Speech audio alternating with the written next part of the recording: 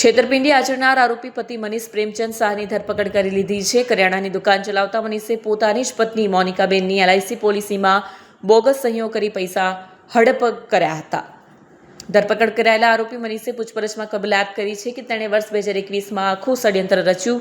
પત્નીની જાણ બહાર તેણે LICના ફોર્મમાં નોમિની તરીકે રહેલા પિતાના નામ પર વ્હાઇટનર ફેરવી દીધું અને પત્નીની સહીની નકલ કરી પોતાનું નામ ચડાવી દીધું। પોલીસે આરોપીના કબજામાંથી છેતરપિંડીમાં વપરાયેલ દસ્તાવેજોની તપાસ હાથ ધરી, જેમાં તેની સંડોવણીના સ્પષ્ટ પુરાવા મળી આવ્યા છે। આ બનાવની વિગત મુજબ આરોપીએ માત્ર નોમિનીમાં ફેરફાર જ નહોતો કર્યો, પરંતુ બેંકના જોડ્યા ખાતાનું કેન્સલ ચેક આપીને પત્નીના હકની રકમ પોતાના ખાતામાં ટ્રાન્સફર પણ કરાવી લીધી હતી।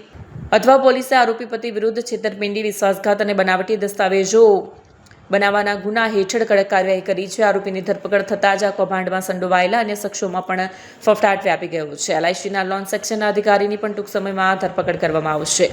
હાલમાં પોલીસ આરોપી પતિના રિમાન્ડ મેળવવાની તજવીજ હાથ ધરી છે, જેથી એ જાણી શકાય કે LIC ઓફિસના કયા કર્મચારીએ તેને આ કૌભાંડમાં મદદ કરી હતી।